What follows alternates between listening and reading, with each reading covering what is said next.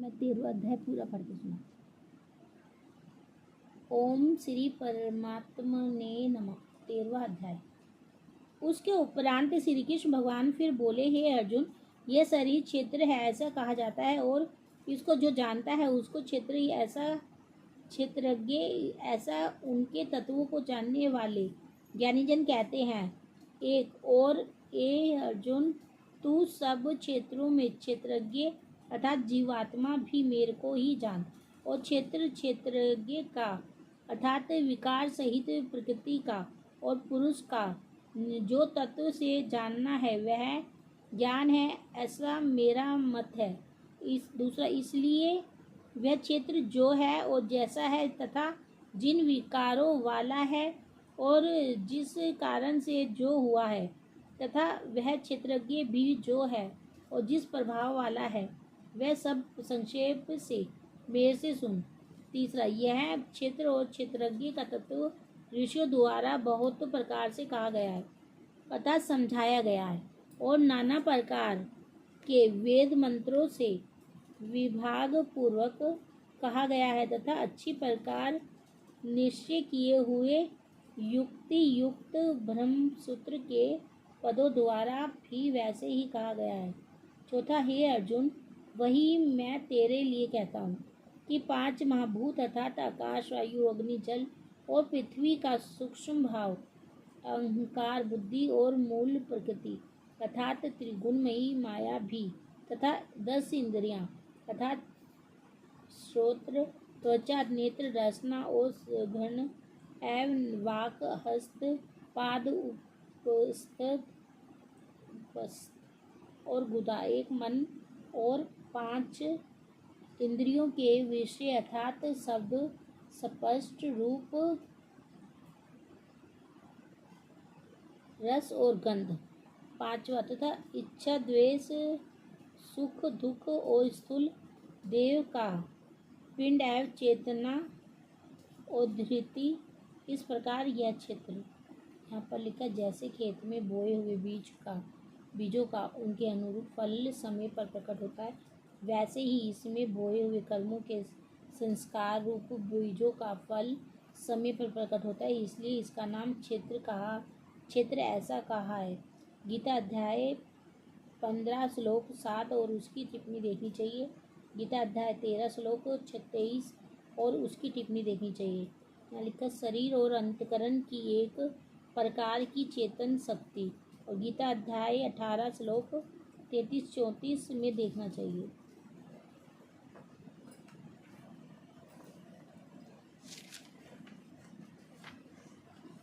विकारों के सहित संक्षेप से कहा गया। छठा, हे अर्जुन, श्रेष्ठता के अभिमान का भाव, दंभाचरण का भाव, प्राणी मात्रों को किसी प्रकार भी ना सताना और क्षमा भाव, तथा मन वाणी की सरलता, श्रद्धा भक्ति सहित गुरु की सेवा, भारा भीतर की शुद्धि, अंतकरण की स्थिरता, मन और इंद्रियों सहित शरीर का निग्रह। 7वां, इस लोक और परलोक के संपूर्ण भोगों में आसक्ति का भाव और अहंकार का भी अभाव है। जन्म, मृत्यु, जरा और रोग आदि में दुख दोषों का बारंबार विचार करना।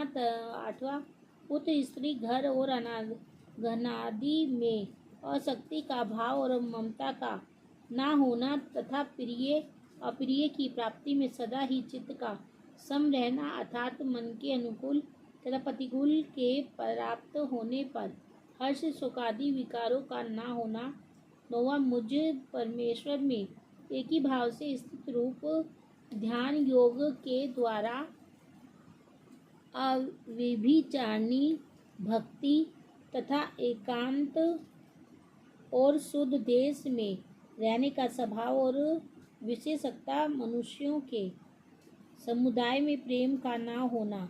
10वां, तथा अध्यात्म ज्ञान में नित्य स्थित और तत्व ज्ञान के अर्थ रूप परमात्मा को सर्वत्र देखना, यह सब तो ज्ञान है, और जो इससे विपरीत है वह अज्ञान है, ऐसा कहा। 11 यहाँ पर लिखा है। 5वें श्लोक में कहा हुआ, जो क्षेत्र का रूप स्वरूप समझना चाहिए और इस श्लोक में कहे हुए इच्छा आदि क्षेत्र के विकार समझने चाहिए। सत्यता पूर्वक शुद्ध व्यवहार से द्रव्य की और उसके अन्न से आहार की तथा यथा योग बर्ताव से आचरणों की और जल मृत्तिकादि से शरीर की शुद्धि को बारह की शुद्धि कहते हैं तथा राग द्वेष और कपट आदि विकारों का नाश होकर अंतकरण का स्वच्छ हो जाना भीतर की शुद्धि कही जाती है। यानी कि केवल एक सर्वशक्तिमान परमेश्वर को ही अपना स्वामी मानते हुए स्वार्थ और अभिमान का त्याग करके श्रद्धा और भाव सहित परम प्रेम से भगवान का निरंतर चिंतन करना अव्यभिचारिणी भक्ति है। जिस ज्ञान के द्वारा आत्म वस्तु और अनात्म वस्तु जानी जाए उस ज्ञान का नाम अध्यात्म ज्ञान है। इस अध्याय के श्लोक 7 से लेकर यहाँ तक जो साधन कहे हैं वे सब तत्व ज्ञान की प्राप्ति में हेतु होने से ज्ञान नाम से कहे गए हैं।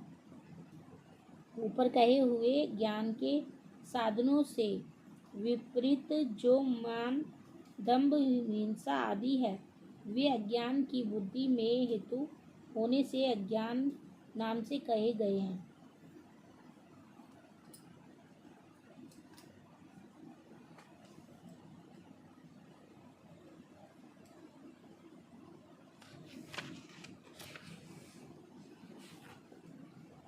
हे अर्जुन, जो जानने के योग्य है तथा जिसको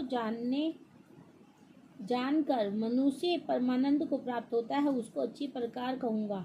वह आदि रहित परम ब्रह्म अकथनीय होने से न सत्य कहा जाता है और न असत्य ही कहा जाता है बार बार, परंतु वह सब ओर से हाथ पैर वाला है, सब ओर से नेत्र सिर और मुख वाला तथा सब ओर से श्रोत्र वाला है, क्योंकि वह संसार में सबको व्याप्त करके स्थित है।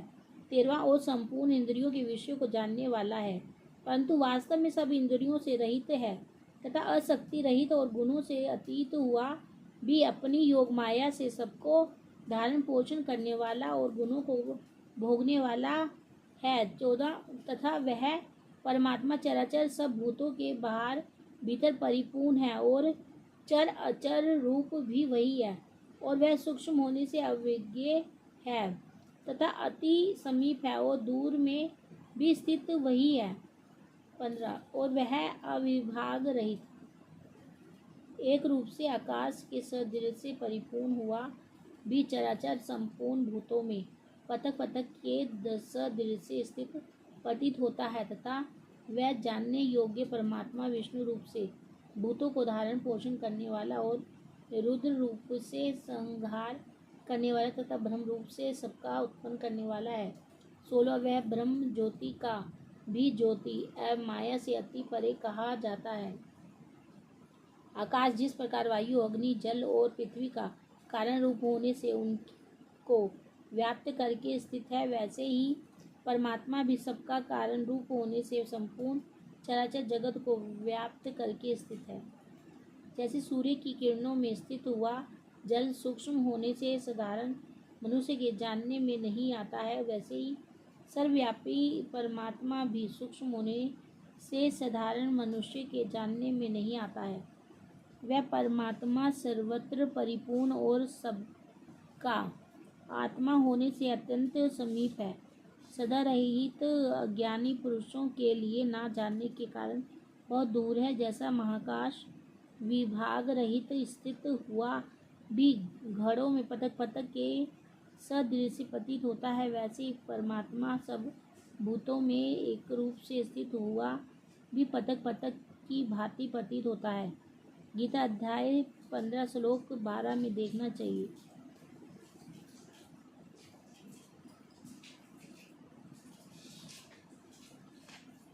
तथा वह परमात्मा बोध स्वरूप और जानने के योग्य है एवं तत्व ज्ञान से प्राप्त होने वाला और सबके हृदय में स्थित है। 17 हे अर्जुन, इस प्रकार क्षेत्र तथा ज्ञान और जानने योग्य परमात्मा का स्वरूप। संक्षेप से कहा गया, इसको तत्व से जानकर मेरा भक्त मेरे स्वरूप को प्राप्त होता है। 18वां, हे अर्जुन, प्रकृति अर्थात त्रिगुणमयी मेरी माया और जीवात्मा अर्थात क्षेत्रज्ञ, इन दोनों को ही तू अनादि जान, और राग द्वेष आदि विकारों को तथा त्रिगुणात्मा संपूर्ण पदार्थों को भी प्रकृति से ही उत्पन्न हुआ जान।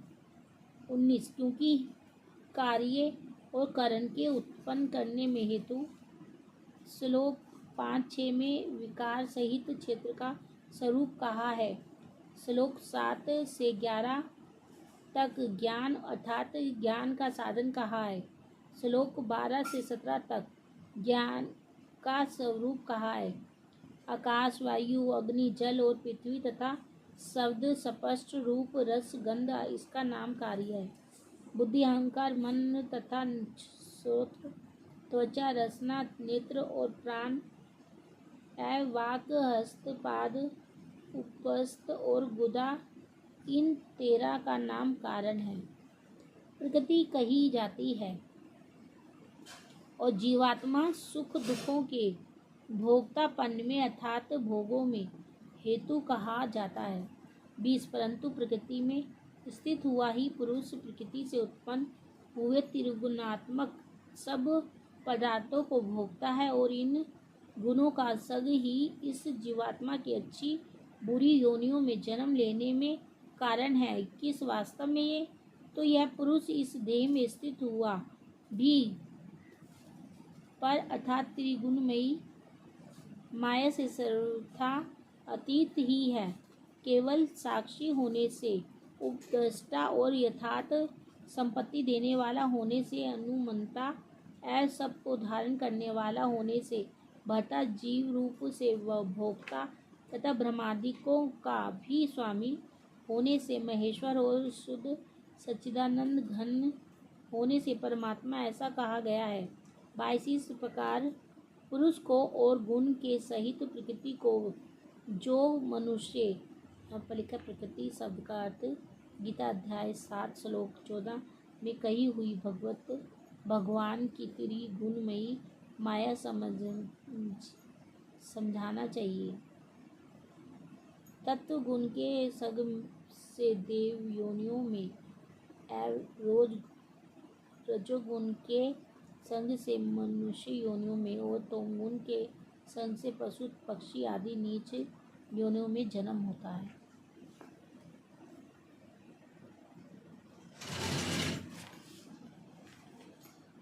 तत्व से जानना है,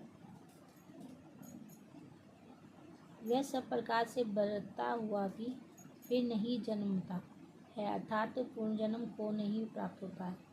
23, अर्जुन, उस परम पुरुष परमात्मा को कितने ही मनुष्य तो शुद्ध हुई सूक्ष्म बुद्धि से ध्यान के द्वारा हृदय में देखते हैं, तथा अन्य कितने ही ज्ञान योग के द्वारा देखते हैं, और ऊपर कितने ही निष्काम कर्मयोग के द्वारा देखते हैं, परंतु इनसे दूसरे अर्थात जो बुद्धि वाले पुरुष हैं, वे स्वयं इस प्रकार न जानते हुए दूसरों से अर्थात तत्व के जानने वाले पुरुषों से सुनकर ही उपासना करते हैं।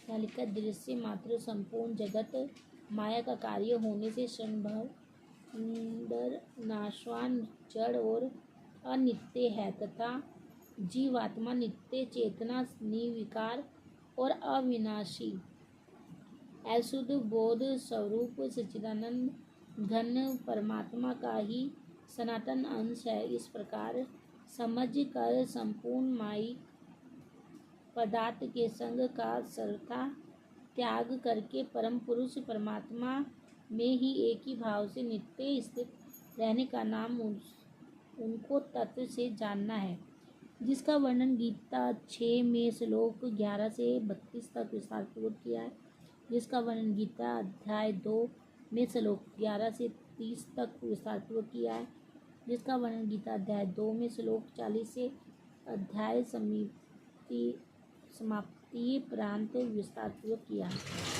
अर्थात उन पुरुषों के कहने के अनुसार कि सदा सहित तत्पर हुए साधन करते हैं, और वे सुनने के प्रयाण हुए पुरुष भी मृत्यु रूप संसार सागर को निसंदेह तर जाते हैं।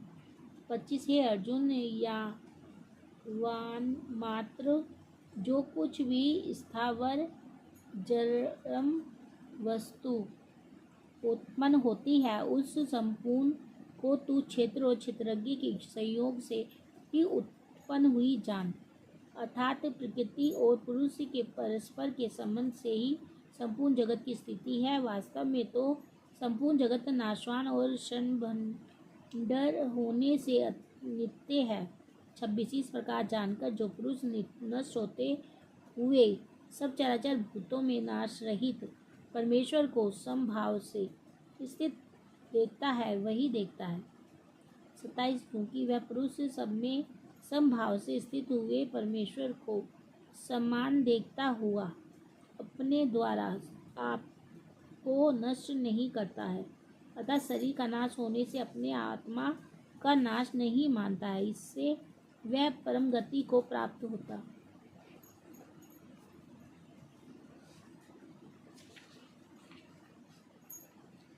है।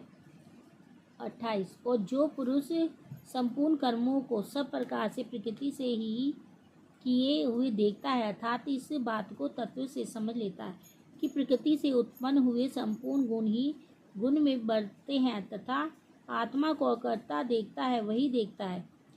29 और यह पुरुष जिस काल में भूतों के न्यारे न्यारे भाव को एक परमात्मा के संकल्प के आधार स्थित देखता है तथा उस परमात्मा के संकल्प से ही संपूर्ण भूतों का विस्तार देखता है, उस काल में सच्चिदानंद घन ब्रह्म को प्राप्त होता है।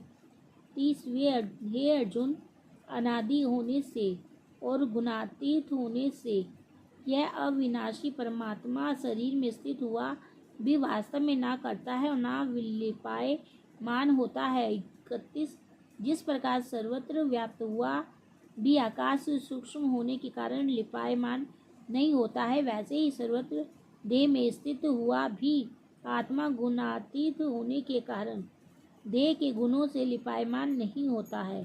32 हे अर्जुन, जिस प्रकार एक ही सूर्य इस संपूर्ण ब्रह्मांड को प्रकाशित करता है, उसी प्रकार एक ही आत्मा संपूर्ण क्षेत्र को प्रकाशित करता है, अर्थात नित्य बोध स्वरूप एक आत्मा की ही सत्ता से संपूर्ण जड़ वर्ग प्रकाशित होता है। 33 इस प्रकार क्षेत्र और क्षेत्रज्ञ के भेद को तथा विकार सहित प्रकृति से छूटने के उपाय को जो पुरुष ज्ञान नेत्रों द्वारा तत्व से जानते हैं, वे महात्व जन पर ब्रह्म परमात्मा को प्राप्त होते हैं। 34 श्रीमद् भगवद गीता रूपी उपनिषद है महाविद्या तथा योग शास्त्र विषय श्री कृष्ण और अर्जुन के संवाद में क्षेत्र क्षेत्रज्ञ विभाग योग नामक 13वां अध्याय संपूर्ण। यहाँ पर लिखा है, क्षेत्र को जड़ विकारों सैनिक और नाशवान तथा क्षेत्रज्ञ को नित्य चेतन अविकारी और अविनाशी जानना ही उनके भेदों को जानना है। 13वां अध्याय हो गया।